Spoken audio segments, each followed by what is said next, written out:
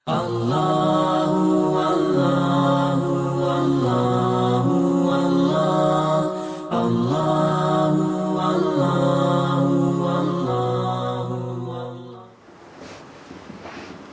الله والحمد لله والصلاة والسلام على رسول الله وعلى آله وأصحابه وأتباعه وأحزابه أجمعين. أما بعد، فأعوذ بالله من الشيطان الرجيم. بسم الله الرحمن الرحيم. أياما معدودات، فمن كان منكم مريضا أو على سفر فعدة من أيام أخر. صدق الله مولانا العلي العظيم. محترم سامعین و سامعات، ناظرین و ناظرات، آپ کے سامنے قرآن مجید فرقان حمید کے دوسرے پارہ، دوسری سورۃ البقرہ کی آیت نمبر 184 کا کچھ حصہ تلاوت ہوا ہے۔ گزشتہ کل پچھلے دن ہم نے اسی سورہ اور اسی پارے کی پچھلی آیت نمبر 183 کو تلاوت کیا تھا اور چند باتیں اس کے متعلق آپ کے گوشے گزار کی تھی۔ آج کی مختصر سی گفتگو کے اندر ہم اس سے اگلی آیت، جو آیت نمبر 184 ہے، اس میں جو رمضان الکریم روزے کے متعلق احکام کو اور مسائل کو بیان کیا گیا ہے، اس میں سے کچھ آپ کی خدمت میں پیش کیے جائیں گے۔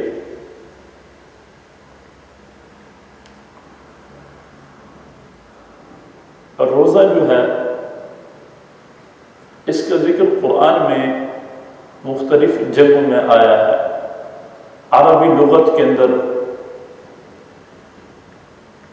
دو لفظ استعمال ہوتے ہیں، صوم، اس کا معنی بھی روزہ رکھنا ہے، حقیقی اس کا معنی بھی الامساک ہے، اور دوسرا لفظ استعمال ہوتا ہے صیام، اس کا حقیقی معنی بھی امساک ہی ہے، اگرچہ کچھ فرق ہے کہ جو لفظ صوم ہے، اس کا مطلب ہے کسی چیز سے رکنا یا کسی چیز سے بچنا،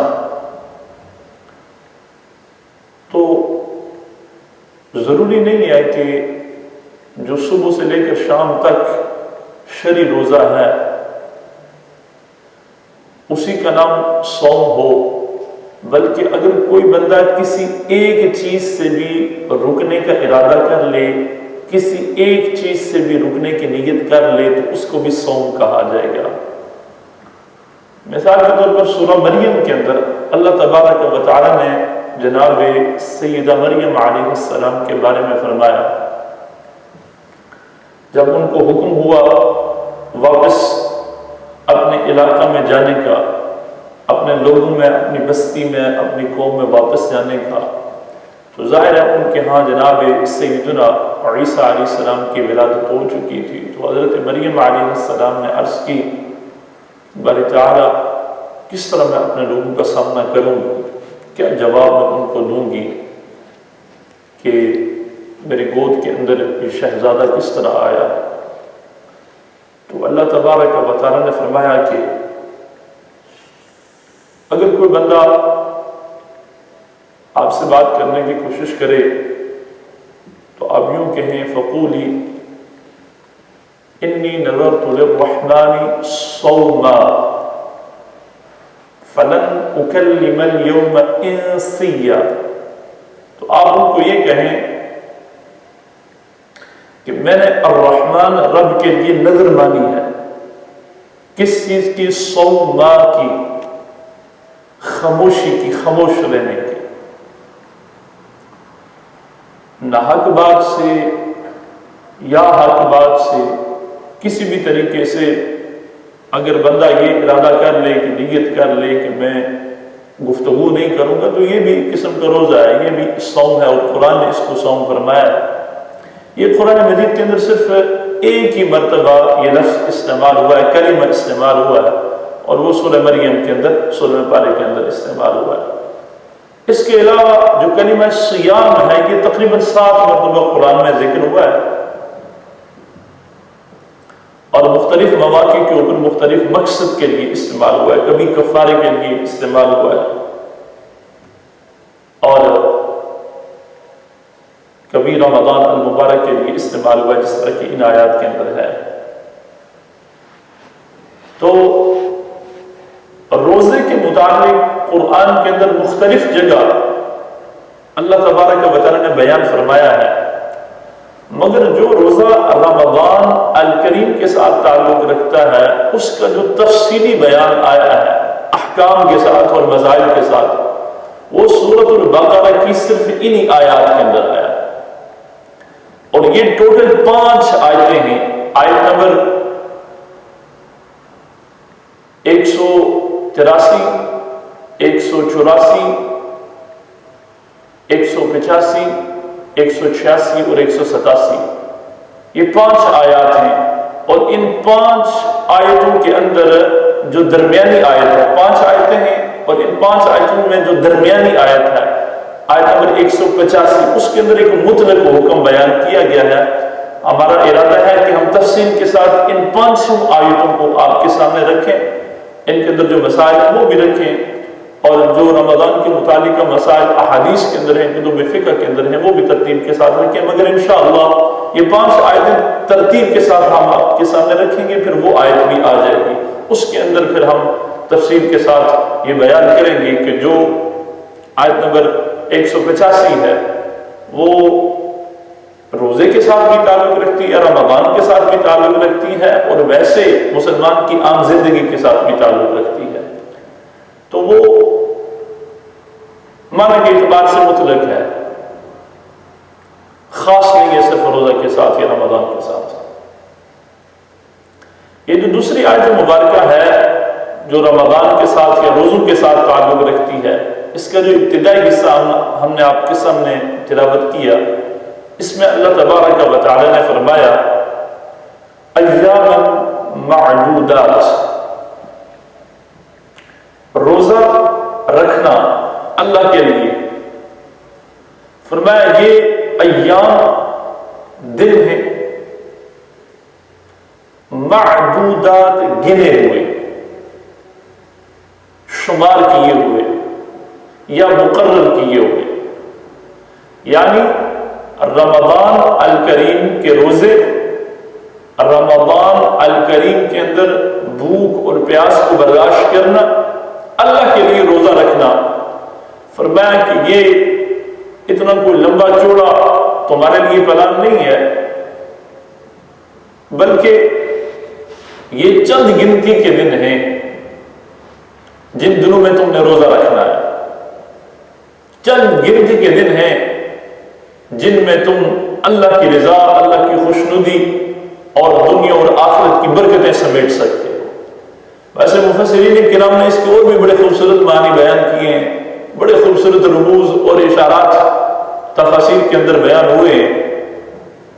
ویسے ایک اور فقہی مسئلہ وہ بھی آپ سماعت فرما لیں کہ کچھ علماء تفسیر نے یہ بھی فرمایا ہے کہ یہ جو کلمہ ہے ایام معدودات، اس آیت کے اندر یہ جو حکم ہے، تو انہوں نے کہا کہ جو ایام کا کلمہ ہے اور معدودات کا کلمہ ہے، یہ دونوں جمع قلت ہیں، اور جمع قلت عربی لغت کے اندر ایسی جمع ہوتی ہے جو 3 سے 9 کے اوپر بولی جاتی ہے۔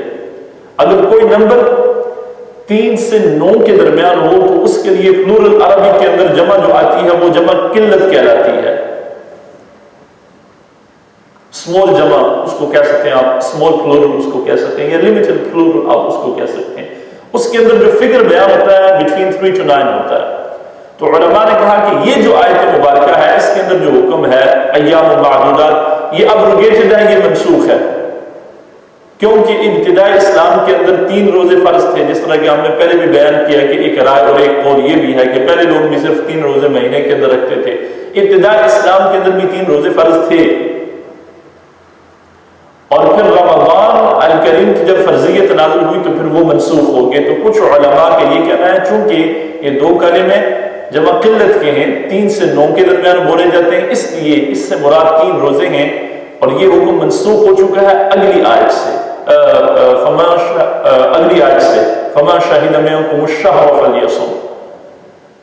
باقی کثرت کے ساتھ جو تفسیر کے اندر علماء کی رائے پائی جاتی ہے، جو صحیح اور معتبر ہے، وہ یہ ہے کہ اس سے مراد رمضان کے دن ہی ہیں، اس سے مراد رمضان کے مہینے کے ایام ہی ہیں۔ باقی یہاں پر قلت جمع قلت جو ہے یہ قلت لفظی نہیں بلکہ قلت معنوی ہے۔ مطلب کیا ہے؟ مطلب یہ ہے کہ جس طرح ہم دنیا کے بارے میں کہتے ہیں کہ دنیا 4 دن کی زندگی ہے، حالانکہ وہ کچھ بندے جو ہیں وہ 50 سال عمر ہوتی ہے، کچھ کی 70 سال عمر ہوتی ہے، ہم کہتے ہیں دنیا 4 دن ہے۔ تو 4 دن سے مراد ایگزیکٹلی 4 دن نہیں ہوتے، بلکہ یہ فگر آف سپیچ ہوتا ہے، یہ فگریٹو سٹیٹمنٹ ہوتی ہے۔ تو اسی طرح یہاں پر بھی یہ ارشاد فرمایا گیا کہ رمضان الکریم یہ تھوڑے دن ہیں، اور ان تھوڑے دنوں کے اندر اللہ کی جتنی بھی برکتیں اور رحمتیں ہیں، ان کو مومن کو چاہیے کہ وہ ان کو پورے طریقے سے سمیٹے اور پورے طریقے سے رمضان کی برکتیں حاصل کرے۔ باقی جو اور خوبصورت معانی اور رموز علماء حقہ نے بیان کیے ہیں، ان میں سے کچھ یہ ہیں کہ اللہ نے فرمایا کہ یہ رمضان یا یہ روزے یہ چند دن ہیں گنتی کے۔ جو بندہ مومن ہے، جو بندہ مسلمان ہے، اور جو مطیع و فرمانبردار بندہ ہے، وہ جب رمضان الکریم کا مہینہ آتا ہے تو دل اس کا رمضان کے اندر اتنا لگ جاتا ہے، اور اس کو سکون رمضان کے اندر اتنا ملتا ہے، اور اس کو رمضان الکریم کے ساتھ اتنا پیار اور محبت ہو جاتا ہے کہ وہ دعا کرتا ہے کہ باری تعالیٰ کاش کہ پورا سال ہی رمضان الکریم ہوتا، پورا سال ہی ہمیں یہ برکتیں ملتی۔ اور ایک حدیث مبارکہ کے اندر بھی یہ جناب کا ارشاد موجود ہے کہ آپ علیہ الصلوۃ والسلام نے فرمایا کہ اگر لوگوں کو پتہ چل جائے رمضان المبارک کی قیمت، اہمیت، اس کی فضیلت اور اس کی برکت، تو وہ خواہش کریں کہ پورا سال ہی رمضان ہو، پورے سال ہی روزے ہو۔ تو ایک اس کے اندر اشارہ یہ ہے کہ ایام معدودات رمضان اس کے دن گنے ہوئے ہیں یا شمار کیے ہوئے ہیں۔ نیک اور فرمانبردار بندہ ہر دن گزرنے کے ساتھ غمگین ہو جاتا ہے، پریشان ہوتا ہے، اور رمضان الکریم کہ جو دن ہوتے ہیں کوشش کرتا ہے کہ ان کو مکمل ادب اور احترام کے ساتھ، خوبصورت طریقے کے ساتھ، عزت کے ساتھ اور مکمل احترام کے ساتھ پورے رمضان کو گزارے۔ تو وہ ہر دن جو ہے وہ بڑی عقیدت کے ساتھ گزارتا ہے، ہر دن کو بڑے احترام کے ساتھ گزارتا ہے، تو وہ گنتا رہتا ہے ہر دن کی برکتیں گنتا رہتا ہے۔ دوسرا اس کا مطلب یہ ہے کہ جو بندہ رمضان کی طرف توجہ نہیں کرتا، رمضان کو بوجھ سمجھتا ہے، بھوک پیاس کو بوجھ سمجھتا ہے، وہ گنتا رہتا ہے جی اب 10 دن ہو گئے ہیں، اب 10 دن گزر گئے ہیں، اب جناب 20 دن ہو رہ گئے ہیں۔ پھر جب آخری دن آتے ہیں تو پھر گنتا رہتا ہے بس جناب 4 دن بعد رمضان ختم ہو جائے گا، 3 دن بعد رمضان ختم ہو جائے گا۔ اور ویسے یہ میں بھی گزارش کرنا چاہتا ہوں کہ جب رمضان الکریم کا اختتام ہو رہا ہوتا ہے اور خاص کر جب آخری دن ہوتے ہیں تو جتنی لوگوں کی توجہ ہوتی ہے مسجدوں کی طرف، علماء کی طرف، کہ اعلان ہو عید کا، اعلان ہو نئے چاند کا، تو وہاں پر ہمیں جو ایک بات محسوس ہوتی ہے وہ یہ ہوتی ہے کہ لوگ چاہتے ہیں کہ جلدی جلدی رمضان کے اختتام کا اعلان ہو جائے اور عید کا اعلان ہو جائے تاکہ ہم عید کی خوشیوں کی طرف چلے جائیں۔ یعنی کہ ان کی یہ کوشش ہوتی ہے کہ جلدی اعلان ہو جائے۔ اس لیے اگر آپ دیکھیں ایک عام بندہ اگر اس کو آپ آپشن دیں کہ 29 دن یا 30 دن، تو وہ زیادہ تر 29 دن کی طرف ہی جائے گا. اگر 29 دن کے اوپر عید کا اعلان ہو جائے تو زیادہ خوش ہو جائے گا. یہ دراصل جو دلی کیفیت ہے اس کو بیان کرتا ہے کہ بندہ نکلنا چاہتا ہے رمضان سے، اور پھر وہیں پر اللہ کے کچھ ایسے پیارے بھی بندے ہوتے ہیں، کچھ ایسے اللہ کے برگزیدہ بندے بھی ہوتے ہیں کہ جب آخری دن آتا ہے تو وہ اپنی جولی کو پھیلا کر اللہ سے ایک اور دن کی استدعا کر رہے ہوتے ہیں اور رب سے دعا مانگ رہے ہوتے ہیں کہ باری تعالیٰ رمضان 30 دن کا فرما دے. ویسے یہ بات ہے کہ رمضان 29 دن کا ہو یا 30 دن کا ہو، پورے رمضان کی جو برکتیں ہیں وہ اللہ تبارک و تعالی ایک دن کم یعنی 29 دن کی وجہ سے کم نہیں کر دیتا. رمضان 29 دن کا ہو یا 30 دن کا ہو، امت کو برکتیں پوری پوری اللہ کی طرف سے ملتی ہیں. باقی یہ دلوں کی بات ہے، جس کا دل عبادت کے اندر، جس کا دل رمضان کے ساتھ زیادہ لگتا ہے وہ دن گنتا رہتا ہے کہ یار ہمیں صرف تھوڑی دن ملے رمضان کے، اور جس کا دل عبادت کے اندر نہیں لگتا رمضان کے ساتھ، جس کا دل نہیں خوش ہوتا وہ گنتا رہتا ہے کہ کب یہ دن ختم ہو. باقی ایک اور بات بھی سماعت کر لیں کہ ایام المعدودات کے اندر ایک اشارہ یہ بھی ہے کہ یہ ایسے دن ہیں رمضان کے گنے ہوئے دن جن کے اندر بندے مومن اور بندے مسلمان کی ہر چیز کو شمار کیا جاتا ہے. فرشتے بندے مومن کی ہر چیز کو لکھتے رہتے ہیں، اس کے اٹھنے کو، اس کے بیٹھنے کو، اس کے کھانے کو، اس کے پینے کو، حتیٰ کہ جو روزہ دار ہوتا ہے اگر وہ افطاری کرے کھائے اللہ تب بھی ثواب عطا فرماتا ہے، سحری کرے اللہ تب بھی ثواب عطا فرماتا ہے، سو جائے سویا ہوا ہو کچھ نہ بھی کر رہا ہو اللہ پھر بھی اس کے اوپر اپنی رحمت کو نازل کر رہا ہوتا ہے. یہ مطلب ہوتا ہے کہ ہر چیز گنی ہوئی ہے، یعنی مومن کا ہر فعل گنا ہوا ہے. اسی لیے تو حضور نے فرمایا کہ رمضان المبارک کے اندر من ادا فریضہ، جس نے ایک فرض کو ادا کیا، کان کمن ادا 70 فریضہ، اس کو 70 فرض ادا کرنے جتنا ثواب ملتا ہے، یعنی گنتی اوپر چلی جاتی ہے. اور اگر کوئی فرض عمل رمضان کے اندر سر انجام دیتا ہے تو اللہ تبارک و تعالی اس کو یعنی نفل اگر کوئی کام سر انجام دیتا ہے تو اللہ تبارک و تعالی اس کو فرض جتنا ثواب عطا فرماتا ہے. تو جو فرض کرتا ہے اس کو 70 فرضوں جتنا اللہ ثواب عطا فرماتا ہے. یہ پہلا پیغام ہے اس آیت کے ان ابتدائی الفاظ میں سے. آگے دوسری بات جو اس آیت کے اندر بیان ہوئی ہے وہ یہ کہ فَمَا كَانَ مِنْكُمْ مَرِيضًا، کہ ان مبارک دنوں کے اندر، ان مبارک ایام کے اندر، رمضان کے دنوں کے اندر اگر کوئی بندہ تم میں سے مریض بیمار ہے، اور اس کی تفصیل کے اندر مزید جو باتیں شریعت کے اندر بیان ہیں وہ یہ کہ رمضان الکریم کے اندر اگر کوئی بندہ بیمار ہے، بیمار ہو گیا رمضان کے اندر اور بیماری کی وجہ سے وہ روزہ نہیں رکھ سکتا، اس کے اندر ہمت نہیں ہے یا طاقت نہیں ہے یا اس نے میڈیکیشن استعمال کرنی ہے جو ضروری ہے اس کے لیے. اس طرح کے ڈائبیٹکس ہوتے ہیں، یعنی کچھ گھنٹوں کے بعد on average I think between 4 to 5 hours ان کو میڈیسن استعمال کرنی پڑتی ہے. یا اسی طرح جو لوگ ہیں with different medical conditions ان کا جو میڈیسن کنسومیشن کا پیٹرن ہوتا ہے وہ ڈیفرنٹ ہوتا ہے، مگر وہ جو صبح سے لے کر شام تک کا جو دن ہے وہ دوائی کے بغیر اور میڈیسن کے بغیر گزار نہیں سکتے. تو جو بندہ آلریڈی بیمار ہے یا اس کی بیماری تو چھوٹی ہے، یعنی بیماری اس کی ہلکی ہے، مگر روزہ رکھنے کی وجہ سے اس کی بیماری زیادہ ہو سکتی ہے. خوف زیادت مرض،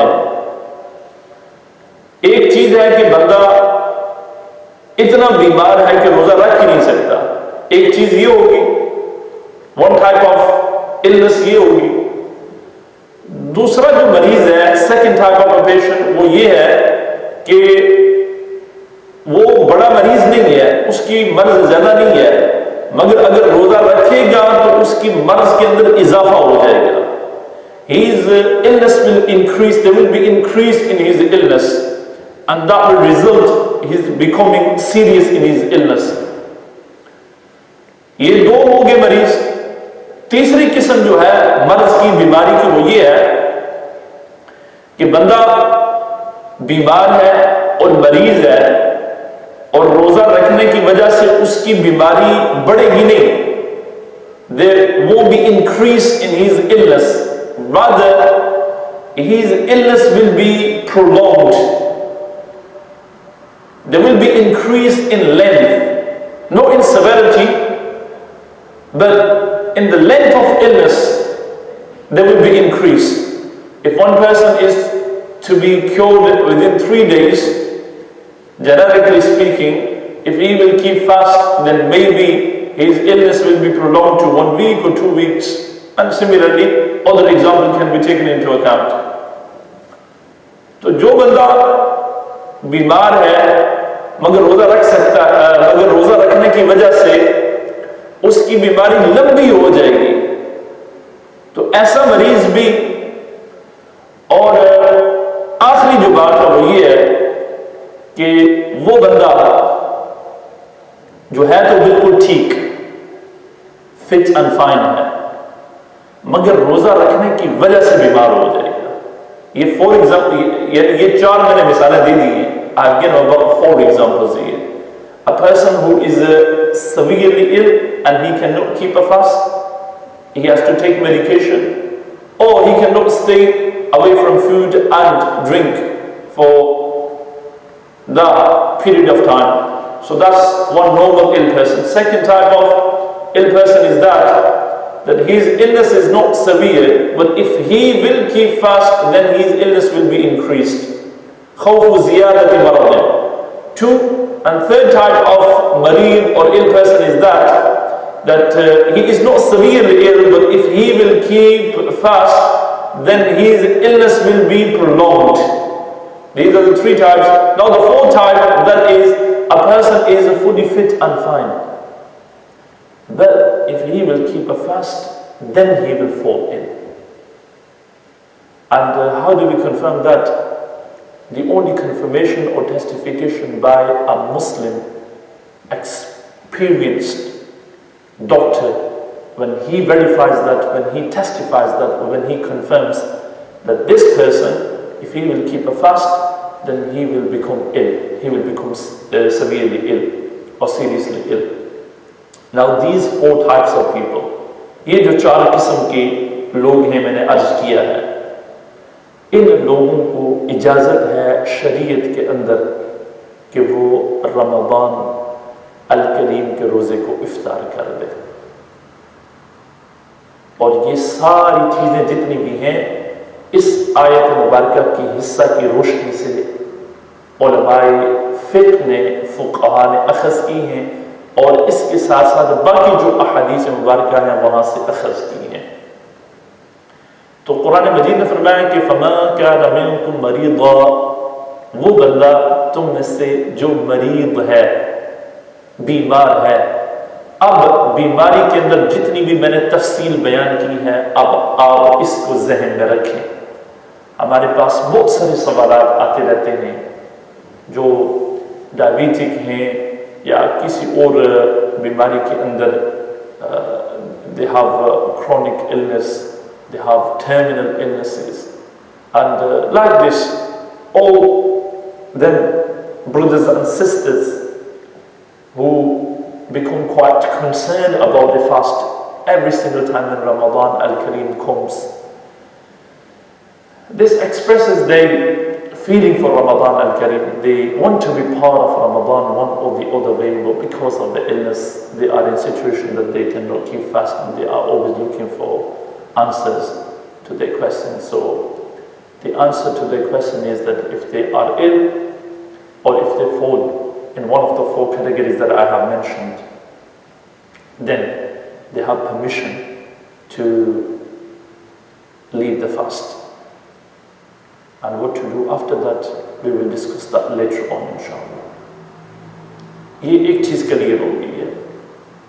اچھا ایک اور جو آخر کے اوپر میں نے بات بیان کی تھی کہ اگر کوئی بندہ صحیح ہے مگر روزے کی وجہ سے بیماری کا ڈر ہے تو اس کو بھی روزہ چھوڑنے کی اجازت ہے. اس کی مثال آپ یوں لے لیں کہ let's say for example a pregnant woman, in her pregnancy she is fit and fine, but if she will keep a fast then there will be impact upon her health.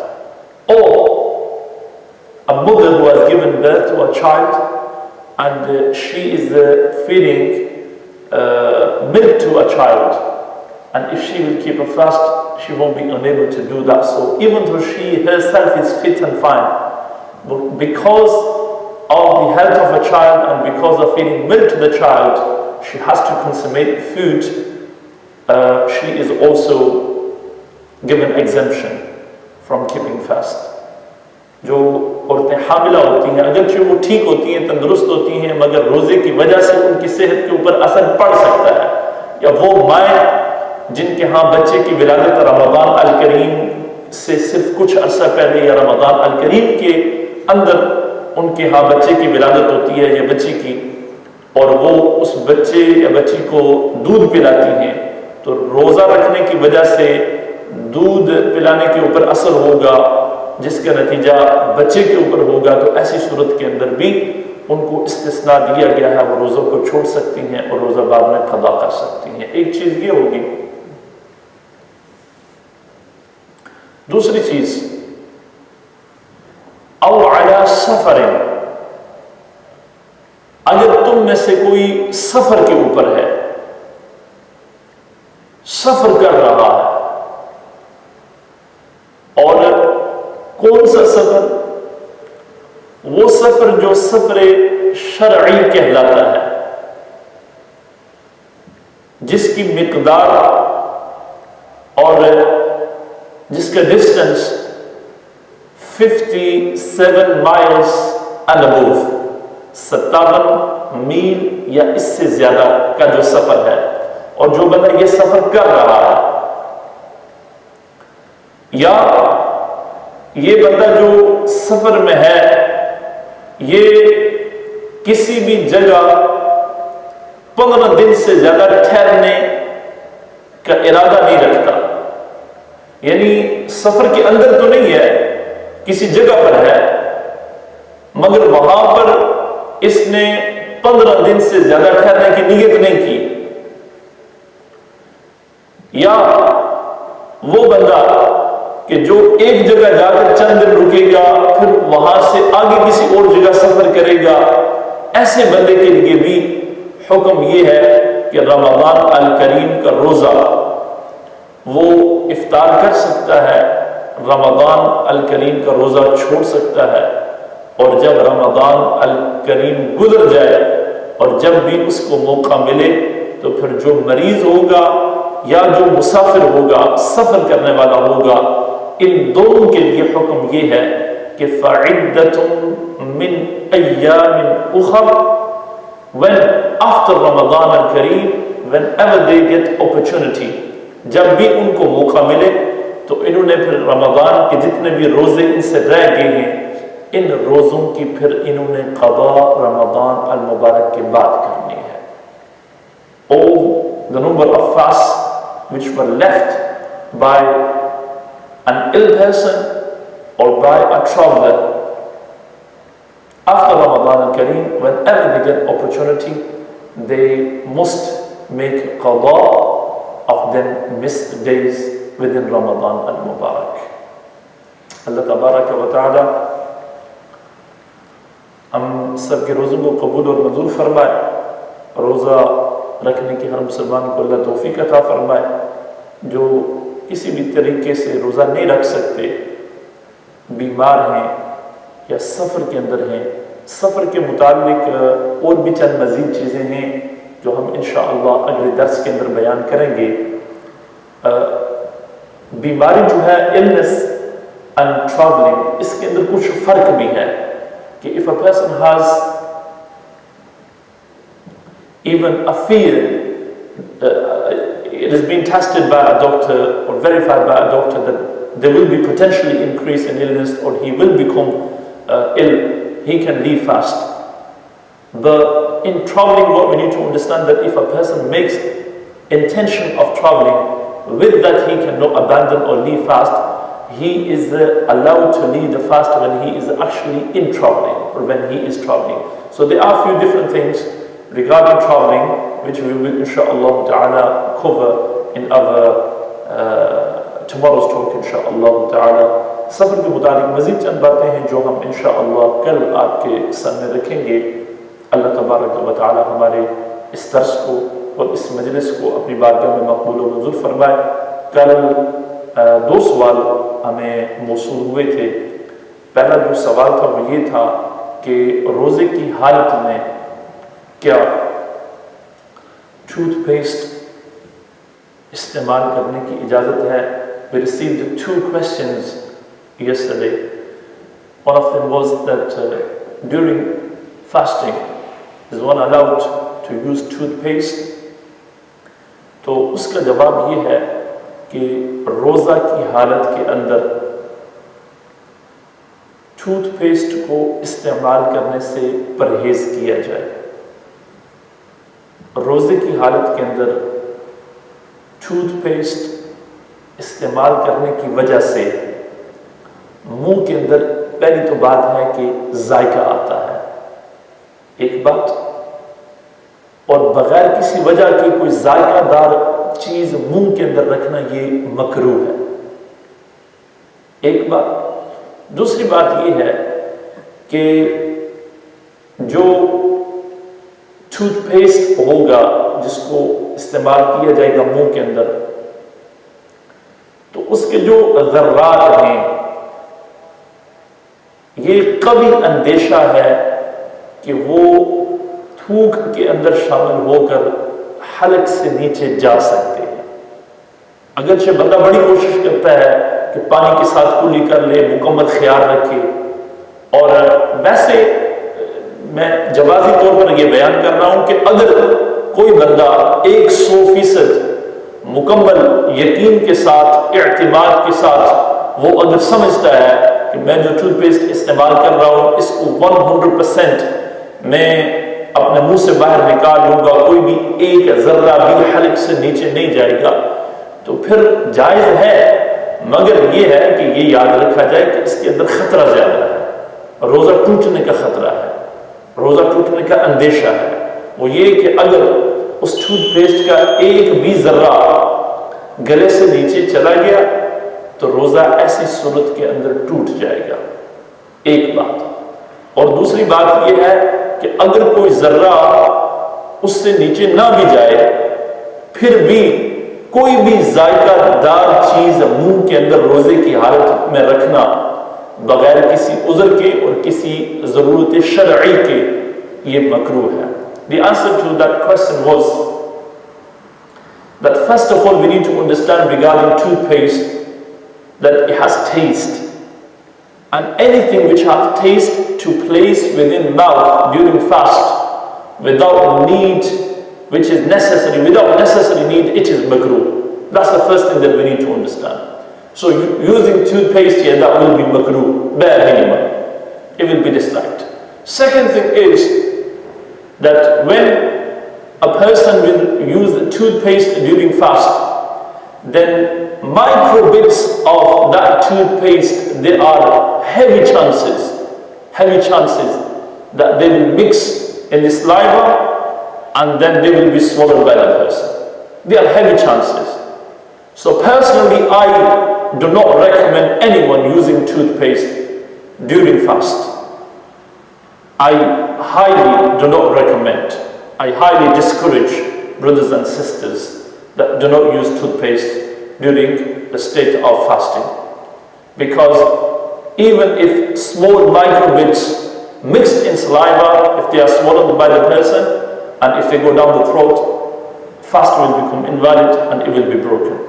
Final thing, just to be technical, That if a person is 100% certain, 100% sure that the toothpaste that he will take within his mouth for cleaning his teeth, he will eject all of that, 100%. And there will be no even one microbit left within the mouth, which will will mix into the saliva and then swallowed in. Then fair enough, it is fine, it is jaiz. Hence you will see some scholars giving permission of using toothpaste during the state of fast. The scholars who are giving the permission, they are giving permission based on these grounds. But again, my personal request is to safeguard the fast at every cost. جو دوسرا سوال ہے وہ یہ ہے, and by the way, I think it will be a good opportunity for everyone to resort back to sunnah method of cleaning the teeth, which is using miswak. Regarding the miswak, the Prophet ﷺ said, مَطْهَرَةٌ لِلْفَمْ مَرْضَاتٌ لِلرَّبِّ, that it cleanses your mouth and it gets you the pleasure of Allah subhanahu wa ta'ala. Remember,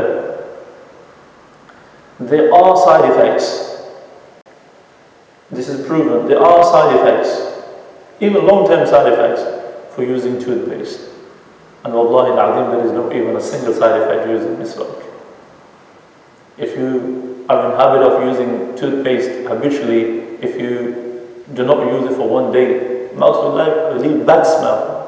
And if a person habitually uses miswak every time, every day, every morning, evening, after every wudu, with every wudu, then such a person, let's say, in case if he has left using miswak for a day, or if he forgot to use for a day, his mouth will not leave smell. There are many, but this is just one thing I mentioned. Otherwise, there are countless blessings and countless barakat for using miswak. And during the month of Ramadan, I say where there is opportunity to revive all the sunnahs, we should also look forward to resort back to using miswak. So, toothpaste से इख्तराज अगर हम सुन्नत मुबारका जो मिसवाक है, जो सुन्नत तरीका है, अगर उसकी तरफ चले जाएं तो इसकी बड़ी बरकत हमारे लिए होंगी. The second question, we were asked regarding inhaler, that during fasting is one allowed to use inhaler? The answer is that inhaler is a liquid by spring which turns into sort of small particles, and then a person inhales in. It comes under al-akl, eating. So that is not allowed, and if one person will use, that will invalidate his fast. And again, we have to go back to the first portion of our talk, that if one person is critically ill, or he is in a condition that he cannot stay away from the inhaler, that will leave grave impact upon his health, or there is a danger to his health, then by all means he is allowed to do the iftar anyway. But during the fast, using inhaler will break the fast.